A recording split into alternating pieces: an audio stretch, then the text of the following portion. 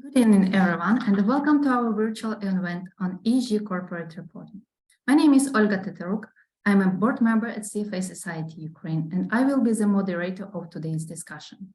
I'm excited to explore with you the role of environmental, social, and governance consideration in corporate reporting. The need for sustainable and responsible business practices has become increasingly urgent in recent years, and ESG has emerged as a key framework for measuring and reporting on a company's sustainability performance. Increased regulatory scrutiny, investor demand for sustainable investment, and a growing awareness of the impact of ESG factors on a company's long-term performance have all contributed to the growth of the ESG market. Today, we have the privilege of hearing from our expert speakers who will share their insight on the latest development in ESG reporting.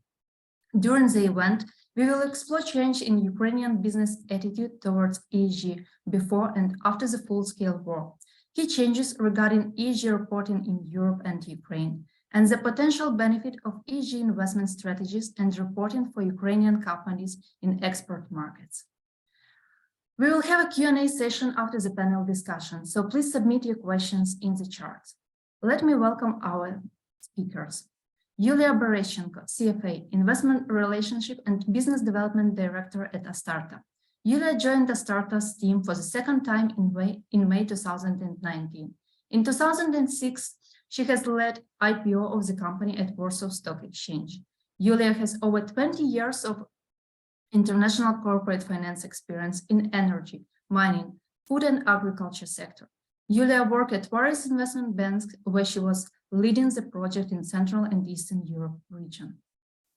And also we have with us Olena Makarenko, partner, risk consultant, head of forensic, sustainability and ESG leader at KPMG Inside Academy. With over 25 years of experience, including 11 years at Big Four companies and 7 years in fraud and corruption investigation. She is an expert in the field of agribusiness, telecommunication, construction, oil and gas, pharmaceutical, banking and insurance, retail and consumer industries. Yulia, I will start with you and with an experience you have in ASTARTA. ASTARTA is among the first companies who start to issue non-financial reports. Why did ASTARTA start to issue sustainability reports in 2017? Have reasons changed over the time? Thank you. Well, the process started long before I joined the company in the role of the executive director. The company joined Global Compact in 2008, and the global community was working on some kind of a standard for reporting non-financial information to achieve sustainable development goals, and that actually merged later into GRI standards. So from 2017, the company started preparing sustainability reports under GRI standards, but also the global, at least European markets moved forward, and now sustainability reporting is becoming part of the CSRD directive, and moreover, it is moving from voluntary to mandatory reporting. But for us, since we started voluntarily preparing such reports on a standalone basis, consolidating them with financial data, looking at them together with financial data has been practice for more than 5 years already. Thank you. And have any reason change over time? So except if you start to voluntary and the requirements of a legislation, that's the key reasons, like company want to, and another reason is a legislation and change in legislation. Well, we are happy that we now will have many more peers because I understand that any European company with more than 250 employees, with more than 40 million euros in assets, 20 million euro revenue will be subject to this reporting. But for us, that was adopted on a voluntary basis. But there were not many comparables or peers for us to compare our data. I think one of the biggest problems in sustainability reporting is there is no uniform data. The sector-related standards have not been released for every sector yet, especially this concerns the agricultural sector. And also GRI reporting is including, but not a dedicated platform to disclose climate change data, such as GHD emissions. So in addition to GRI reporting, we provide climate-related disclosure through CDP, which is a carbon disclosure project. We also make our data available in EcoVadis, which is a platform for disclosing ESG data. We also initiated sustainability risk rating by Sustainalytics, which is one of the global agencies covering the largest companies globally. So for us, it's not just the issue of reporting, but how we compare ourselves to our peers. For example, Sustainalytics, when they did our first rating 2 years ago, they recognized us as #2 company globally in the agricultural sector among their universe as the most sustainable. So from this perspective, we were able to benchmark ourselves against the global peers. Thank you, Yulia. My next question will be to you, Olena. What could you mention as the key reasons for companies in Ukraine to make non-financial reports, and has legal requirements in Ukraine changed over time? Okay, thanks for the question. Hello, everyone. It's a big pleasure to spend the Friday evening here with you, and also with Yulia, because I can say that the ASTARTA is like the leader in ESG initiatives in Ukraine, and of course there was a leader to start to disclosure. Yulia mentioned a lot of different type of disclosure of their data.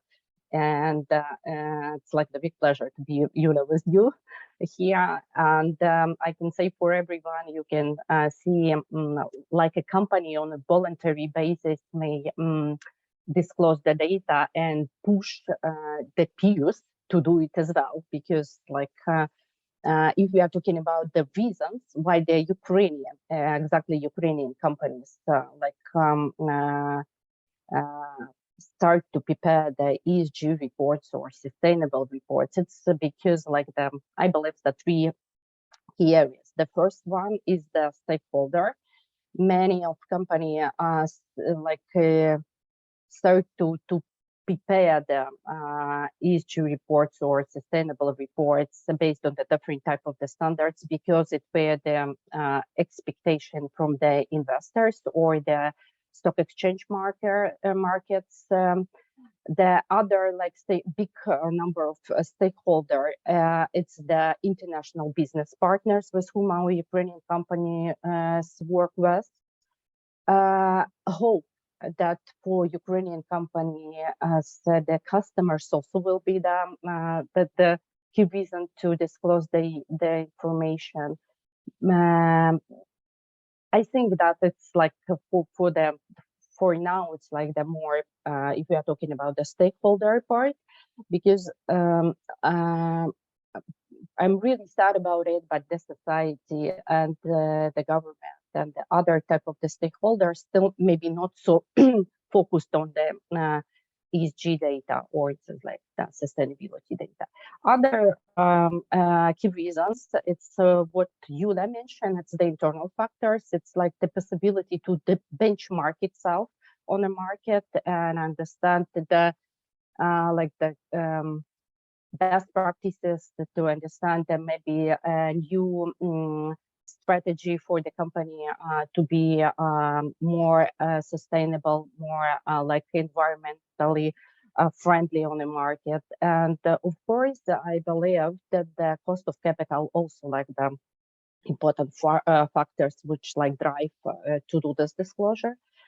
Considering like the legal requirements, it's not so many in Ukraine. I will a little bit mention what we have now in Ukraine, but I think the legal requirements are not so toughy in Ukrainian, I mean the Ukrainian legislation. But what Yulia mentioned previously, the European Union now like more has to become more and more pushy and more demanded on that respect of the non-financial information. And considering that Ukraine moving to the European Union, so that the Ukrainian company will face this requirements. If we are talking about the Ukrainian legislation, I think that we may like I share like the couple of the first, it's like the story related to accounting law, which were issued in 2017, I believe. It's the law which pushed the company to disclose in their management report some non-financial data, that they prepare some methodology for that, but I can say that this disclosure quite short, and usually in Ukraine the company do it on a more formal way, if I could say like that. In the beginning of 2019, the regulation of the National Security and Stock Market Commission also they prepared the changes in their regulation that the public companies should disclose to some non-financial information, but still like it's not like the any penalties or something if the company like didn't do it or do it like on a formal way. And in November 2021, the National Bank of Ukraine also presented their strategy of development of sustainable finance, and they pushed the financial market to do some steps for the like ESG risk assessment analysis and also valuation of project while they are going to finance. But this regulation still like a little bit postponed because the war. But hope that after our when we will like back to that, and the financial market also push the Ukrainian company to do the financial reporting, non-financial reporting, and to disclose their non-financial data. That's Thank you, Olena. And you mentioned several groups of stakeholders that usually read and require sustainability reports. In your opinion, what are the key parts for each stakeholder? Like I understand the whole report is important, but usually there is some parts that interested more in one like piece of report, and others interested in another piece of report. So, in your opinion, what it could be for each stakeholder group of stakeholders? I could say that if we are talking about the investors or the financial sector, they will look through the whole reports. They're interested, of course, about the corporate governance part, about the impact of the ESG strategy to the financial results of the company.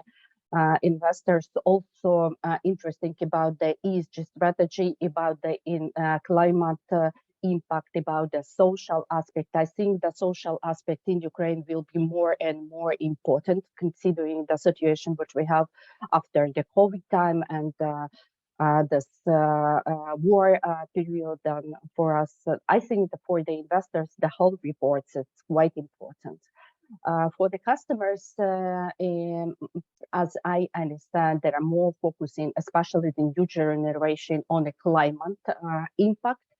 And I know that some big international company, the big producers, they are now understand that the new generation really interesting how they will deal and what kind of impact that these big companies do for the environment, because the new generation understand that they're like it's their future depends on how we will deal with this climate challenges.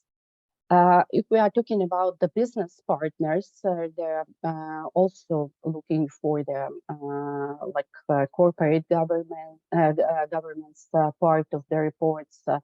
Everything related to the anti-corruption story, because the company also mentioned this part in their non-financial report. Of course, the key achievement related to social and climate KPIs.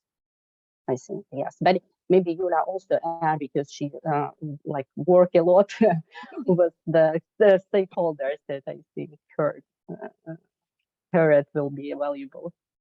Yes, I think there are two distinct groups of stakeholders which are particularly interested in studying this data.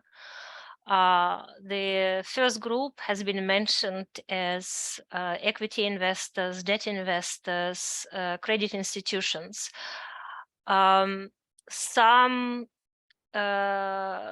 is a big effort on European side to green the financial system, which means that the banks will account for their carbon footprint in scope 3 emissions, meaning which emissions they finance through their lending activities. One of the pioneer banks, ING, for example, set up a target to decarbonize the whole of the loan portfolio several years ago. Yesterday, there was a news that BNP Paribas banned financing of new oil and gas projects.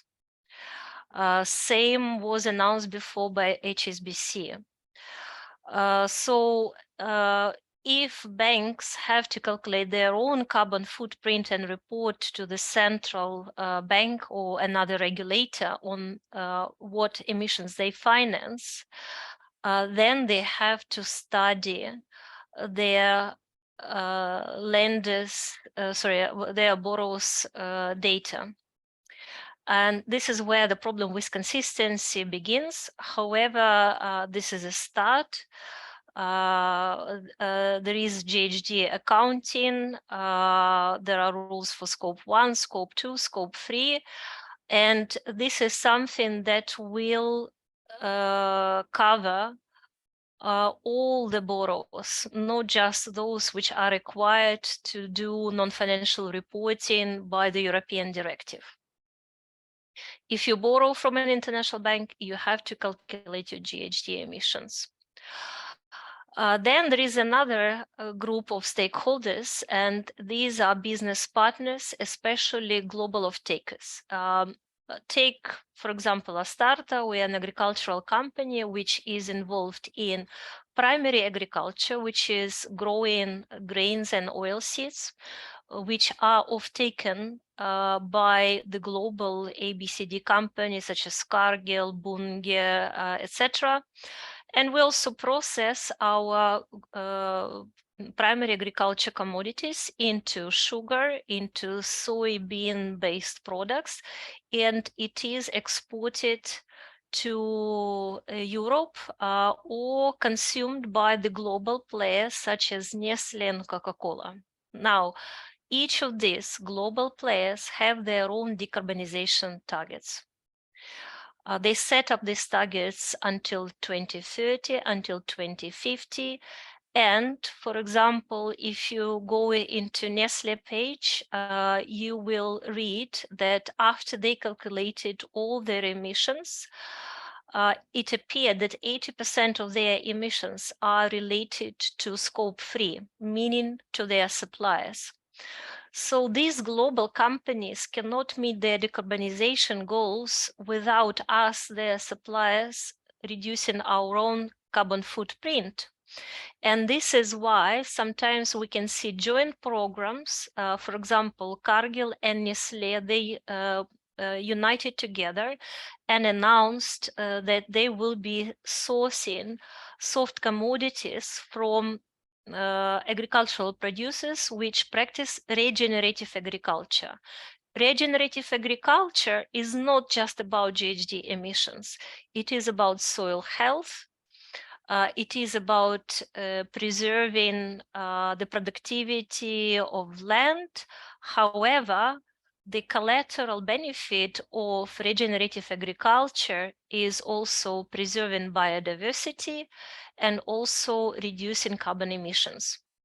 So we see as much demand for non-financial data for analysis by our customers, global traders, food processors, for example. Thank you, Yulia. But have they requested you to provide exactly for the specific customer what is your GHG emission? Because you have like lots of customers, and when you make a report, you make a summary of the company GHG emission in total. But if one customer say, "Oh, okay, I want to know exactly what is my footprint in your business," is it easily to do, or it's like at this stage it's more complicated rather than doable? Well, GHD accounting is unfortunately at a very early stage, and specifically on scope 3. There are some default numbers which are applied, and default numbers are not precise. They are not custom made. They don't take into account specific country conditions, for example, or emission factors which are related to that particular country's electricity system. The differences can be anywhere between 10 and 30% between default numbers and those which are calculated in a more precise way, specific to a particular business or country. However, as a well-known saying says, measuring is the first step to management. Therefore, it is considered that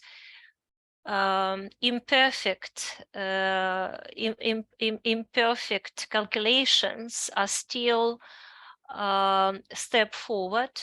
This is a start, and to go into precise GHG calculations, companies can employ specialist consultants.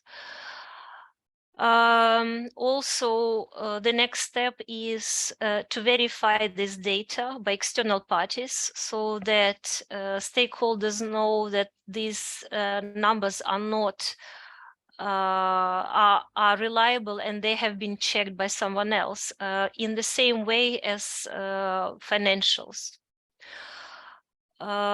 We would expect sometime in the future that climate-related data, carbon footprint data, will be audited in the same way as financial numbers.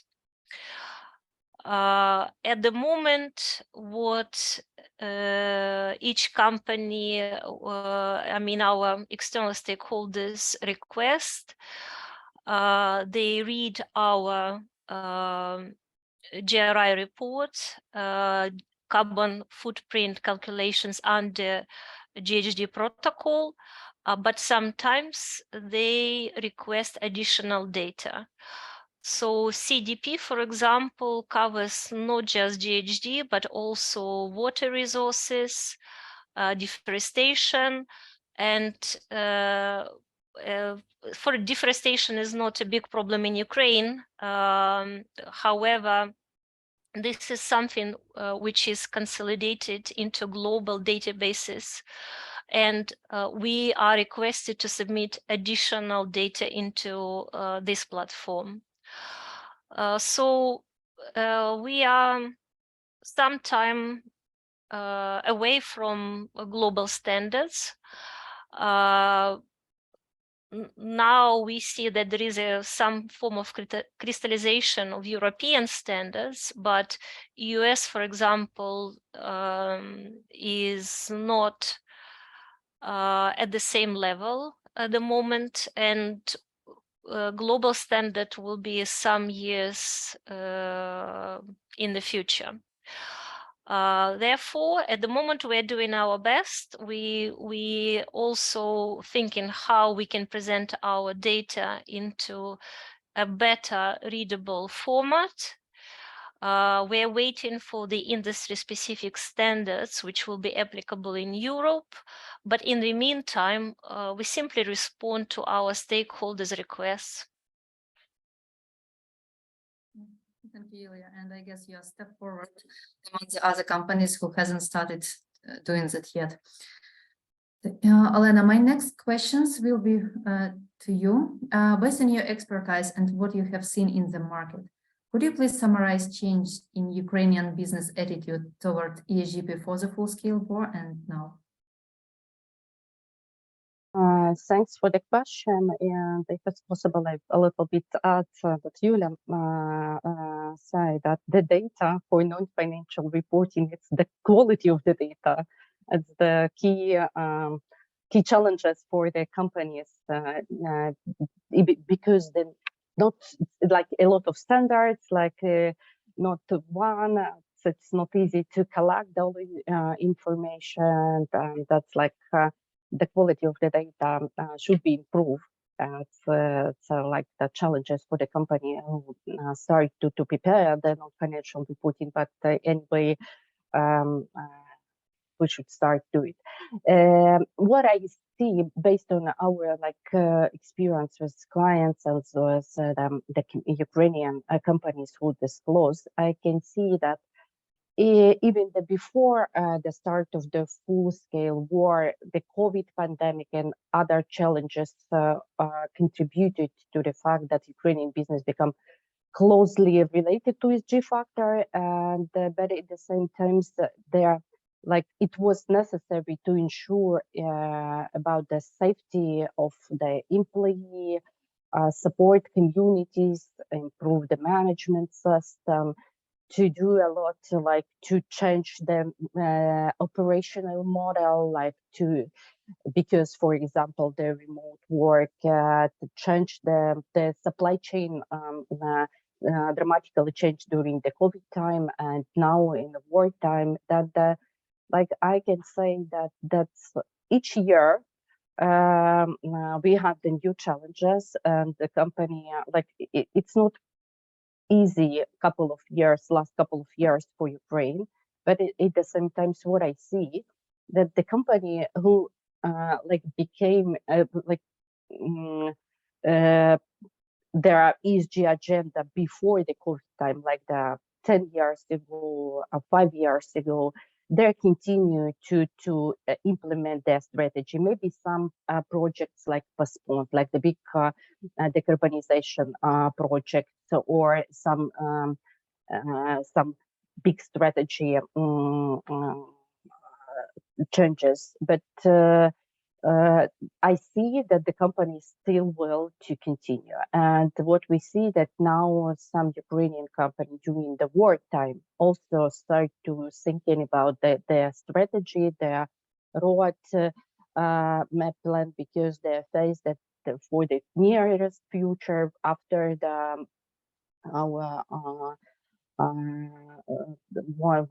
they need to be prepared to comply with the EU requirements, with international requirements, And then I think that the key story that the company, Ukrainian company, who's before the war, think that maybe it's not still not in their plate, or it's like it's not in their agenda. Now they understand that they need to change their mind and do something with that respect. As I mentioned before, I believe that the social, as in the ESG part, will be like really important part of non-financial disclosure and the non-financial project, because the disclosure never possible without the project and some achievements. But I think that's the story for Ukraine, like for the now. Thank you, Olena. I just would like to add that there are some penalties attached potentially in the form of CBAM.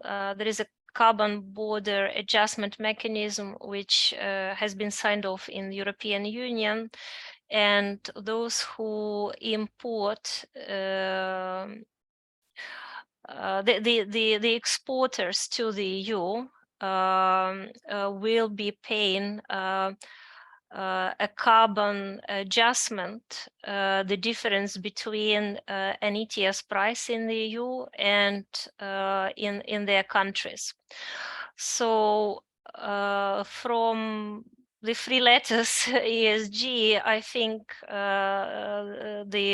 the one which will have a potential quite significant monetary penalty is the CBAM, which becomes mandatory for all importers into the EU. And Ukraine doesn't still have any exceptions from such potential trade terms with the EU.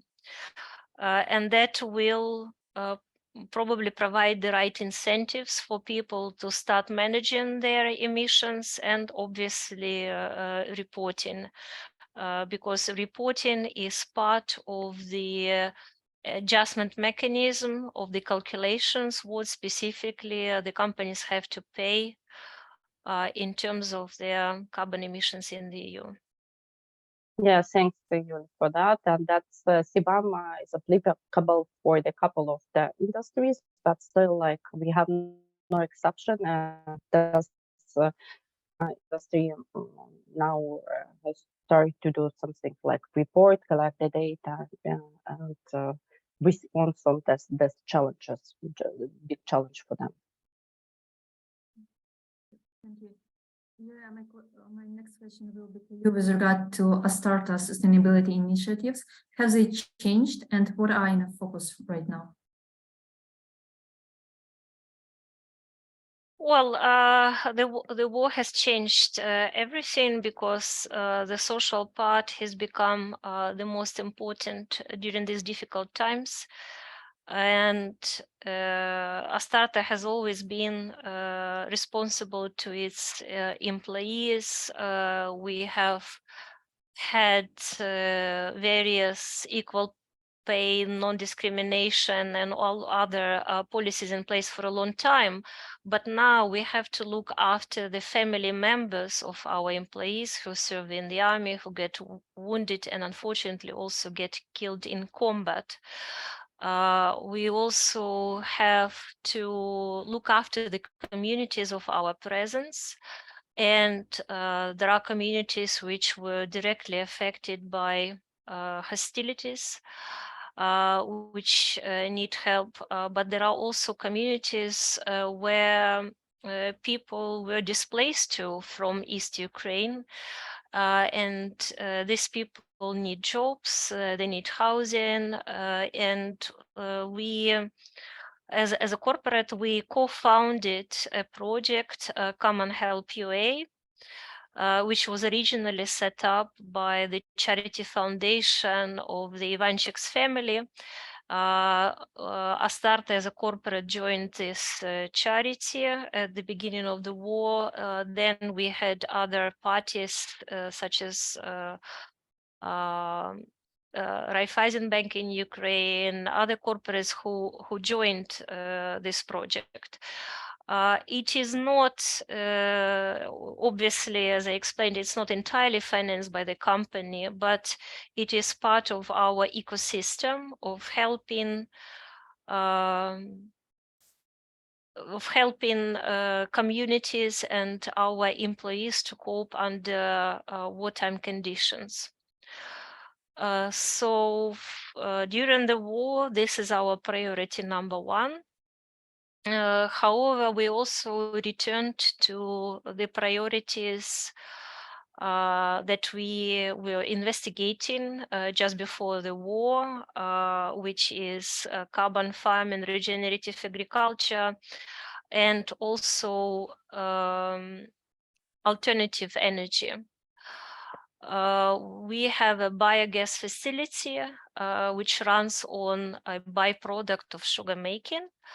And last year, we managed to significantly increase production at this facility and replaced more grid traditional energy with our own bioenergy. So this is something that we will continue to develop in the years to come. Thank you, Yulia. So we already briefly talked about European Union legislation, and most recently on the 5th of January, the Corporate Sustainability Reporting Directive entered into the force. So companies in Europe should report for the first time for 2024 year, but in 2025. So Olena, what companies should follow it? And would it have any impact on business in Ukraine and our legislation going forward? Okay, thanks for this question. It's like for now, it's 4 stages in CSRD implementation. The first one, as you mentioned, started from the 1st of January 2024. It's applicable for the large organization whose security are quoted on the regulated market in EU. And as well, the other company which recognized as a subject of the public interest with a staff more than 500 employee, and they're should report. The next stage, it's the 1st of January 25. It's a large UE company and groups that meet the couple of criteria. The first one is the total balance sheet exceeding 20 millions of euro, and net turnover exceeding 40 millions of euro, or more than 250 employees. From 1st January 26, it will be other EU and non-EU companies, except micro enterprise. Those security are listed on the regular EU markets. And the last, which will be in 1st January 2028, it's for non-EU companies which an annual net turnover on consolidated or individual level exceeded 150 millions of euro and have a corresponding subsidiary in EU, or if their EU branches net turnover exceeded 40 million euros. And it's like for the 4 stages, but I think that after that, the all company which will present the products or deal with the company on the EU market also will be the subject of this directives. I think it's like some directives which push the whole EU market players to be compliant. In Ukraine, for the Ukrainian company, just the company who has the subsidiary in EU, or like if they work with the EU companies or the companies which are like in the EU market, and this company will push them to be compliant with these directives. But now I believe that the Ukraine will develop the local legislation really fast, and maybe in I can say in 1st January of 2028 it will be also like obligatory for Ukrainian company. But I think that for the Ukrainian company it will be not near future, but really far future. Thank you, Olena. Yulia, we already, and apologies, you already talked about ability to benchmark yourself against other companies and harmonization of legislation reporting. So in your opinion, could ESG reporting in general, improvement of sustainability, harmonization with EU reporting requirements help Ukrainian companies to get more export market and to be more competitive on the markets?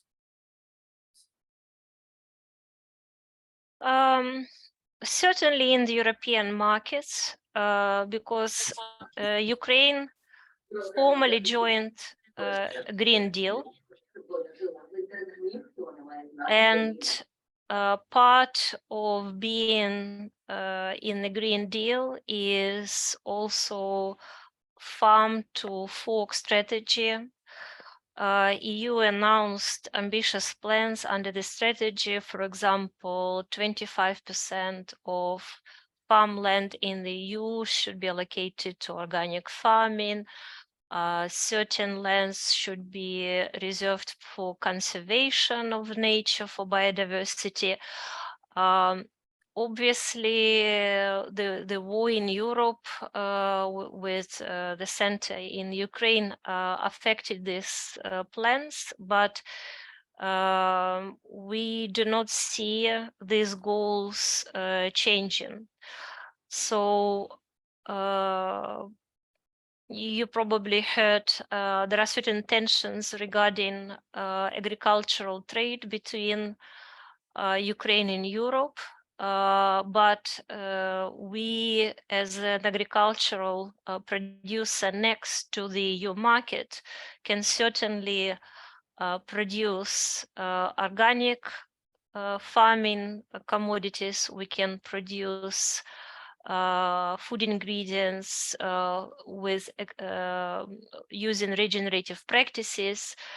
There are several emerging sustainability standards for our products.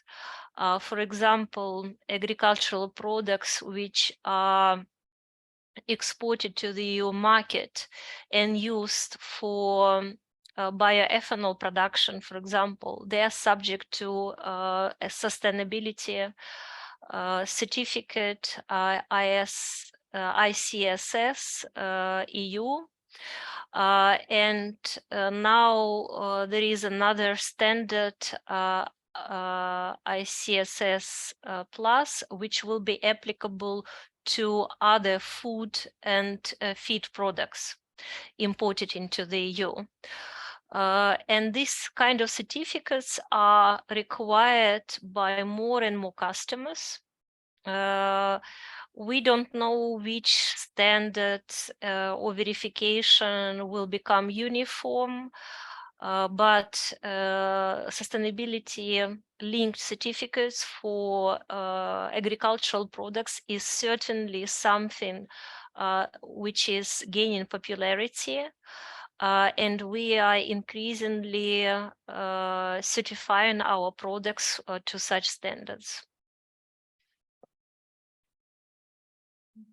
Thank you, Yulia. A reminder to the participants that you can put and submit your question into the chat. So my next question will be with regard to advice for companies how to report, and to analysts, investment analysts, how to read the sustainability report. So I don't know, Olena, maybe let's start with you, and then Yulia can follow. Okay, thanks. But what I can say is in the beginning that reporting is not the ultimate goal on a piece of sustainability. I think that you need to start to plan your sustainable future, work on it, and after that only report. But I can say that you need to make like the good basis for the reporting, define your current ESG performance, define your sustainability agenda and approach, implement it, and of course, to start to understand how you collect the data. Because as we discussed previously, the quality of the data is the challenge in a non-financial reporting. And maybe some kind of the topics for the company which just start to do the report. The first report, I can say never have to be like that has to be like the perfect one. If you want to prepare the non-financial report, my suggestion from the beginning, use some standards. It's like support to company to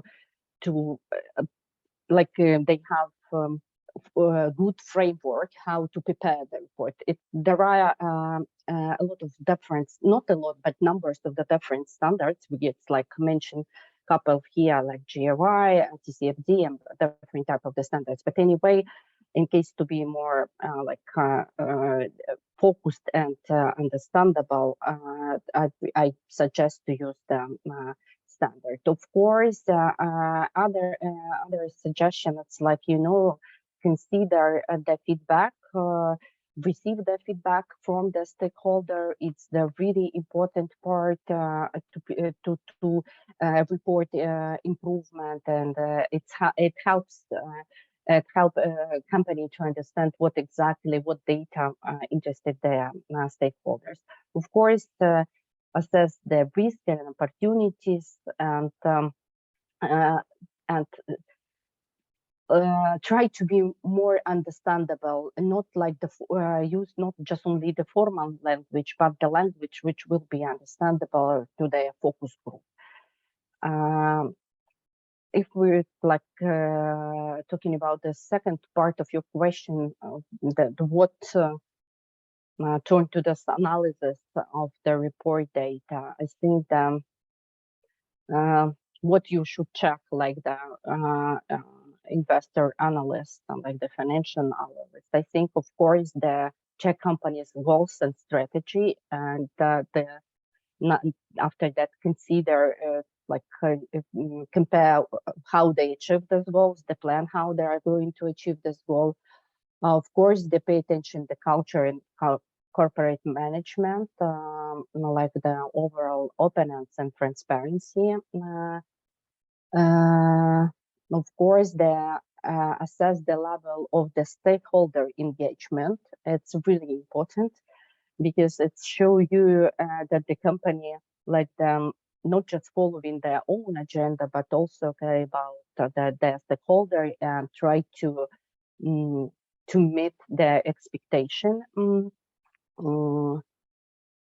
Compare the previous reports, like just the easy exercise to compare the data from the previous report with the current performance and see the progress. Usually in the company disclose the data like on a historical way, some important data, but anyway, just to be ensured that everything like comparable.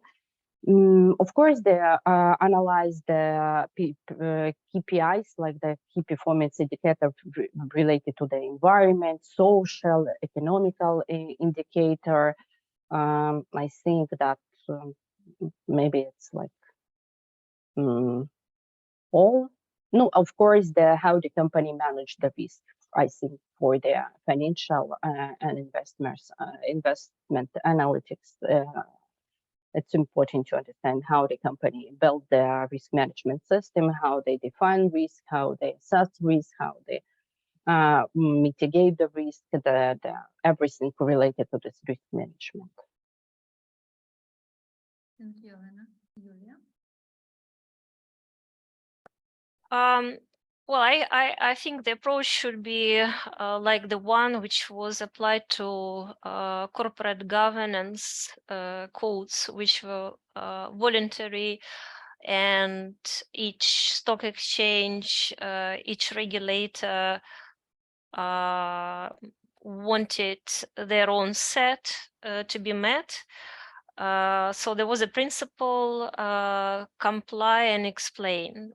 So I think in ESG reporting, it is important not just to put the numbers in, but to explain them in a clear way to your stakeholders why this change or why this data may not be representative. Also, I believe that even if we wait for the global standards, they are unlikely to be a tick boxing exercise. More emphasis by stakeholders are put on positioning and long-term incentives for the management in achieving sustainability development goals. In certain areas, for example, in climate change, the company can set up SBTi target, and it is verified by the third party. But in certain areas, such verification is not possible. So it is really about how you position and explain yourself to the right audience. That's on the company side. For stakeholders, when they read the reports, I believe they need to be as much sector approach as with financials. There is no EBITDA across the industries, and there is no single ESG table. So there needs to be a sector approach, and the analysts really need to know the industry they're analyzing.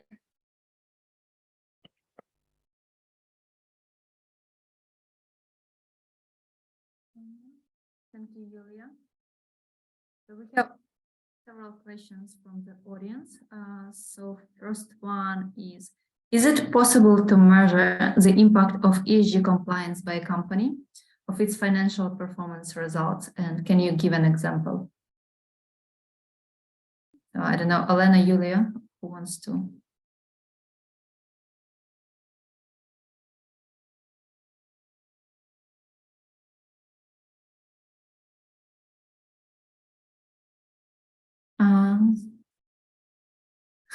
Olena, maybe you, was it possible to measure impact of ESG compliance by any financial performance of a company? Can you see from? Okay, then you know there is the standard which called TCFD. The standard which measure for example, client impact to the financial performance and some scenario which the company do for to understand how, for example, the potential change of climate change might impact on the financial results.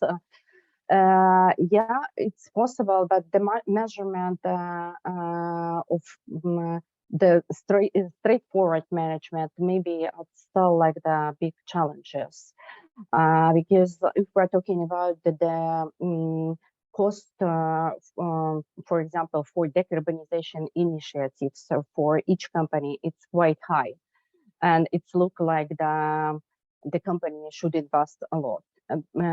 for the short term perspective, it's looked like the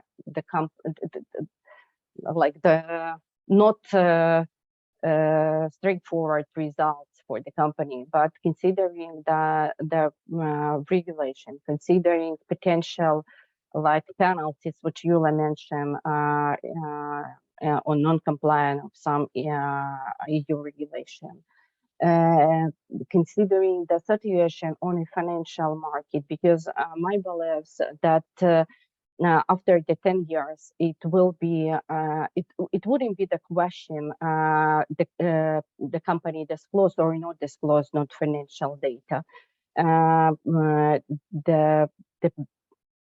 It will be the question to be able to earn any money from the financial market if the company do not, that I think that for the long-term perspective,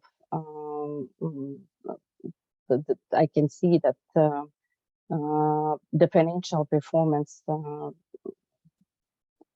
might be measured, but it's it's not easy for that moment. I can say like that. That's the key question which the company now rights to the consultant how to calculate the visa effect from this ESG initiative. Everyone understands that ESG is more long-term influence rather than like just short-term within 1 day or 1 month. Yeah, but anyway, for example, some initiatives like the social initiatives, you can measure easily. For example, we can see the stories for the company in Ukraine during this war time. The company who invest to the move the staff from the really from occupied territory, from the city which were under the really under the bombing, who support their staff, who pay the additional payments for the people who were mobilized for their family. That company now on a more better situation, considering the staff turnover, because we should understand that for Ukraine, the next challenges is the really good stuff, because a lot of people are move from Ukraine, and now they have the employment in the foreigner companies, and it means for some of them never back to Ukraine. And how to measure this story, this investment to the financial performance? I believe that the company who invest to the social agenda, they will be in a better situation, because they are keep their staff and to increase the commitment of their staff. And of course, it's a factor in the end of the financial performance of the companies. Thank you, Olena. I guess due to the time, we'll answer just one question with regard to external borrowing. Has ESG affect the pricing of external borrowing and availability of the funds to the company? Yulia, maybe you can take this one. Yes, sure. And apologies if poor internet connection can interrupt my speech. I can see my computer bleeping with a low bandwidth. If this is the case, I'll switch off my video. So we are in negotiations with international financial institutions regarding sustainability-linked financing. We understand that many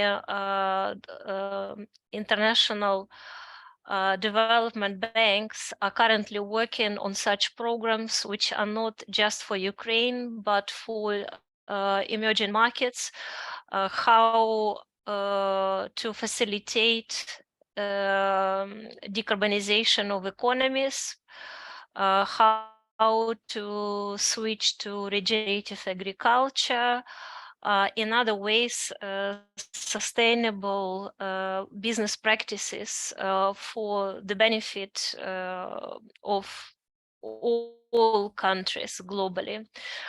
So we expect sustainability-linked financing to be available on a per-country basis. We also saw examples in developed markets when energy companies' transformation was related to switching to alternative fuel sources. We know of such precedents and examples, and we really would like these incentives to be extended to Ukraine on a big scale, hopefully during the war and after the war, because the cost of financing in Ukraine is unfortunately prohibitively expensive now, because the economy is dealing with high military spending, but businesses is the basis for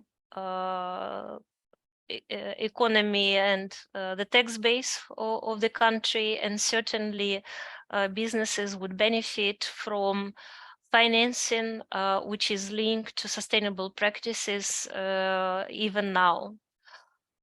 So we know about such programs. We also know that some global companies incentivize their suppliers to switch to certain practices in other markets.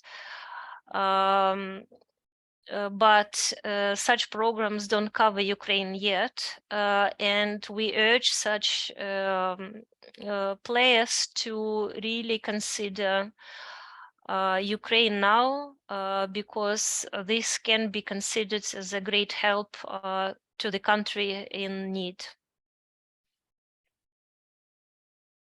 Thank you, Yulia. I just did a little bit overrun of our timing. So I'd like to say thank you to our speakers, Yulia Bereshchenko and Olena Makarenko, who shared their expertise with us on ESG corporate reporting, what's happening in Ukraine, what's happening in Europe. And I'd like to say thank you to our participants. So thank you all, and have a nice Friday and the weekend. Thank you so much, and keep safe. Bye. Thank you. Bye-bye.